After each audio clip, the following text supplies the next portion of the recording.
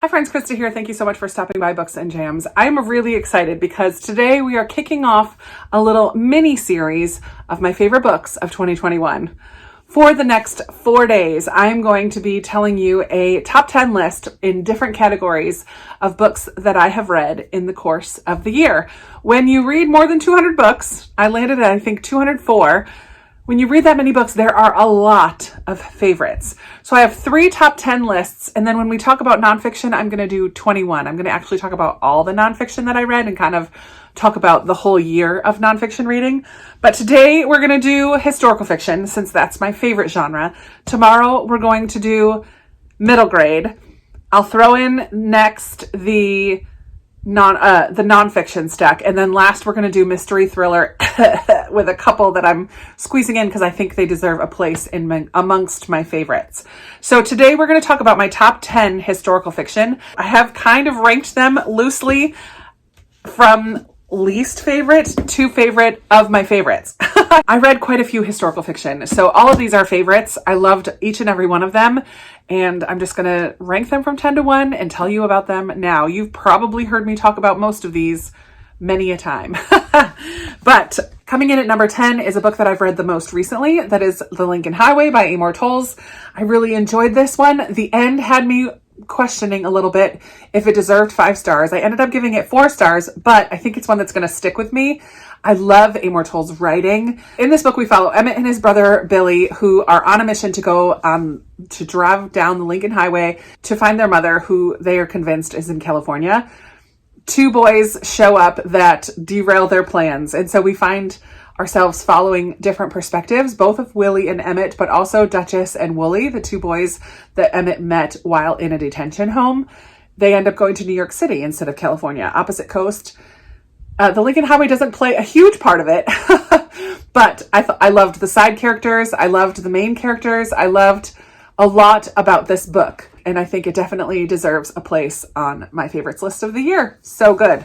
I will read anything Amor Towles writes. Next up at number 9, we have The Orphan Collector by Ellen Marie Wiseman. I read this one with my patrons for one of our monthly book clubs. This one takes place during the Spanish flu, and we follow Pia, who ends up having care of her younger brothers. Something happens, and she ends up getting the flu and gets separated from them, and is on a mission to try to find them and get reunited with them. And throughout the course of this book, we also meet Bernice, who is kind of a neighbor to Pia and is convinced that the flu is happening because of all of these filthy immigrants, in her words. She's horrible. One of the worst characters I've read in a really long time, Bernice was.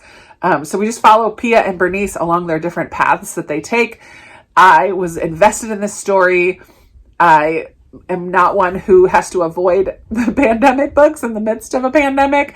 So I liked learning about the Spanish flu and how it affected so many children. I was disgusted with Bernice and the choices that she was making, the selfish choices. I could get behind her at the beginning because she was dealing with her own grief. But once she went down certain paths, I was like, girl, you have got to stop. This brought up a lot of emotions in me, and I like that in a book. So this is my number 9 historical fiction favorite of the year. Number 8, I don't actually own. It's The Nature of Fragile Things by Susan Meissner. She is a favorite. I love Susan Meissner so much. This one had a bit of a mystery in it as well. We follow a young woman who decides to answer an ad in the newspaper to become a bride, kind of sight unseen. So she travels west to California to marry this man that she has never met before. Well, he doesn't turn out to be quite the man she expected. He's a single father and has a daughter that he doesn't really connect with very well. The daughter is a selective mute, or almost a selective mute. She barely talks ever. And so our main character, I don't remember her name to be honest, tries to connect with the daughter and make a new home for herself in California. But then another woman shows up one day and says that she is the wife of this man, the husband. Things take crazy turns. I was surprised left and right. I loved the characters, loved the story, loved being surprised, and I love Susan Meissner. So that is my number 8 book. At number 7, I have The Four Winds by Kristen Hanna.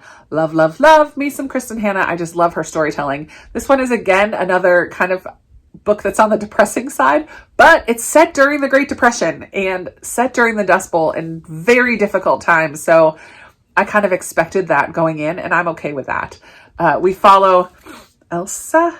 Yes. In this one, we follow Elsa, who is an older single woman until she marries this young man and kind of falls in love with his family and falls in love with the land. He kind of falls out of love with her and is a bit of a deadbeat for a while. Elsa finds her own strength and determination and perseverance as she becomes a mother and works this land that is just really, really difficult, decides at one point to travel to California and do the best that she can for her family.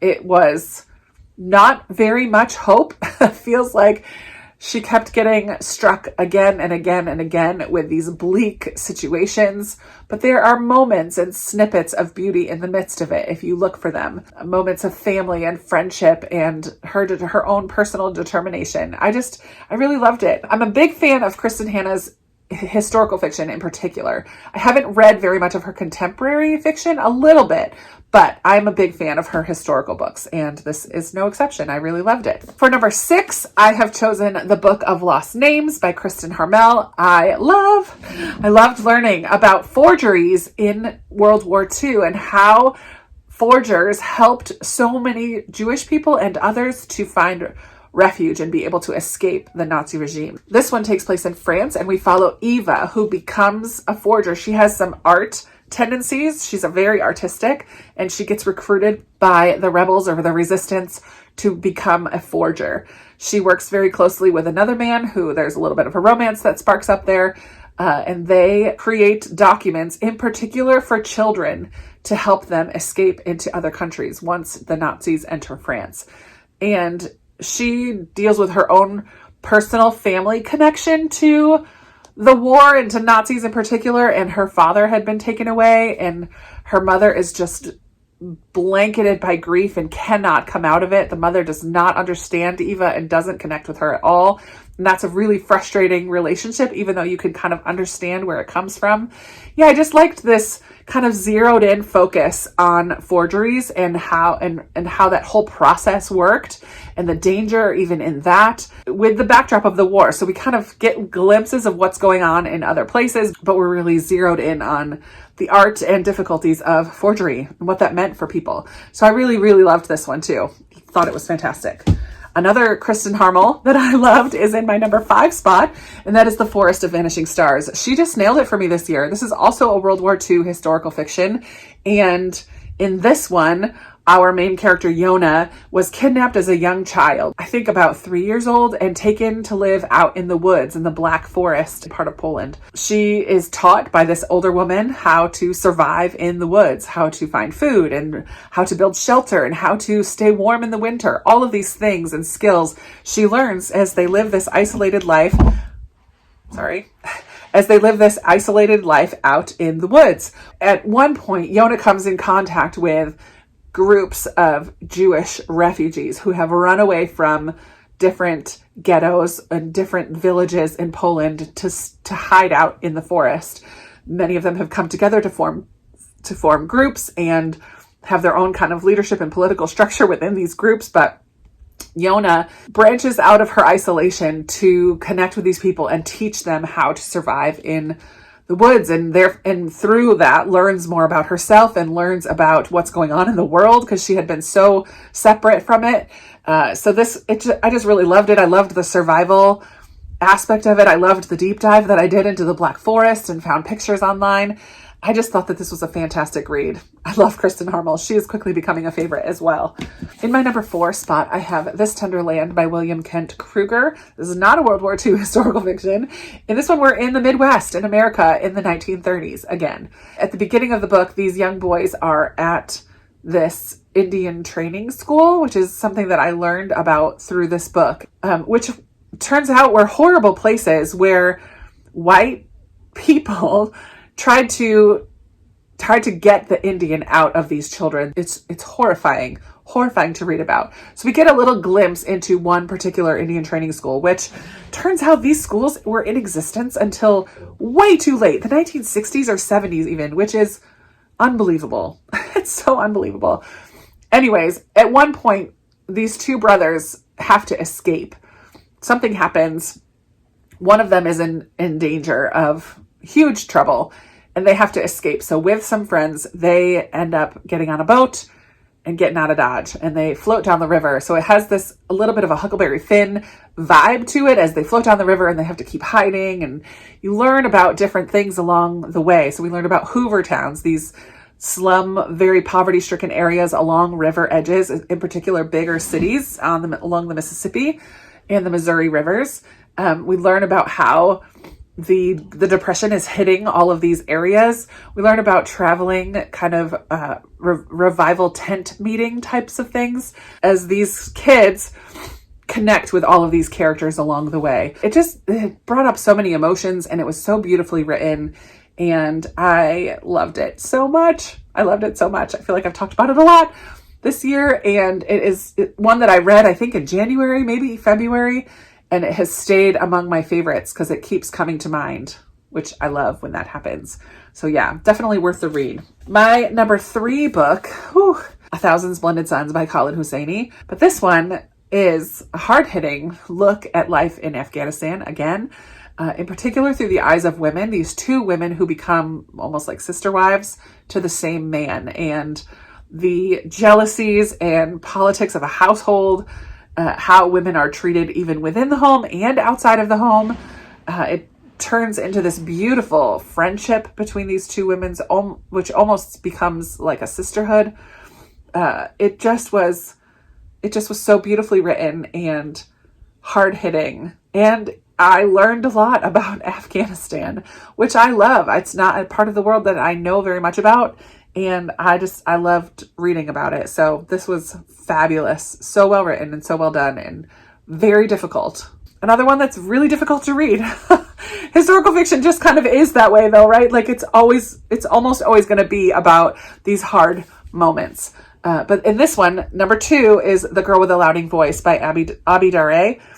Oh my word. I would highly recommend the audiobook of this. I think the narrator did such a fabulous job of capturing Aduni's voice. In this one, we follow Aduni, who is a Nigerian girl. At the beginning, she's in her family home. Her mother has passed away, and her father, very early on, has given her to this older man to become, I don't know, his 5th wife or something. She herself, Aduni, has this dream of becoming an educated young woman and teaching and helping other young girls in her country. And she holds on to this dream even through all of these awful situations that happen to her. She also forges friendships with some of the other wives. At one point, she is able to go to Lagos, where she is hopeful for kind of a different future for herself. But even there, she is again told that she's nothing. She is looked down upon. She is abused in horrifying ways. But there are these moments of bright lights, moments of relationship and people who foster hope within Aduni. And she herself, Aduni, is just such a remarkable young woman.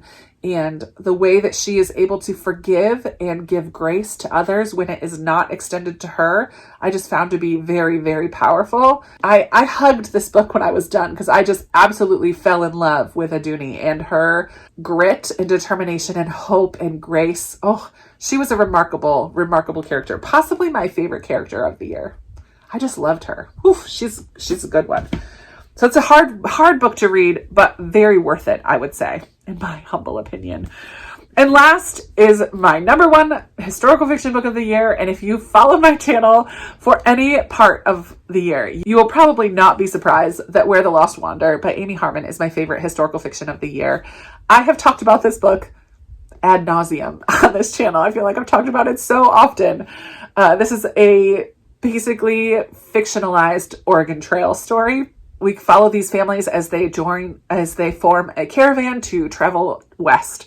So we follow the May family, and Naomi May in particular is a young widow. She's very, very young, had not been married for very long when her husband died.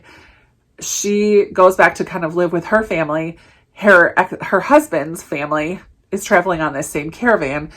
And when Naomi starts to form a friendship with John Lowry, he's a cattle mule man. When they start to form a friendship, it causes a lot of issues with both of the families. But John himself is a half Pawnee, half white man who grew up in a white household, but has memories of his Pawnee mother and is kind of straddling these two worlds and is really trying to figure out how to move forward in life and what does he want to do. We get to see that struggle within him, and it felt very real. I just fell in love with him. Oh, and I love Naomi. I love her strength and her determination. I love her wittiness and that she wasn't going to take slack from anybody. And it just was a beautiful, beautiful story. It does, I will give a warning, the prologue, the opening scene of this book is, whoa. It is incredibly brutal and difficult and was quite a shocker for me. And it's something that happens later in the story. So we see this scene and then we kind of go backwards in time to how we got to that point. And it is, it was a doozy right off the bat, my word. So just a warning for that. I cannot speak to the accuracy of how different First Nations people were represented in here. From my perspective, it felt like it was done with grace and respect for tradition and different cultural values and traditions, I guess is the word I'm going to say. And so I never did research to know how exactly Amy Harmon did her research, but it felt respectful to me and it felt realistic.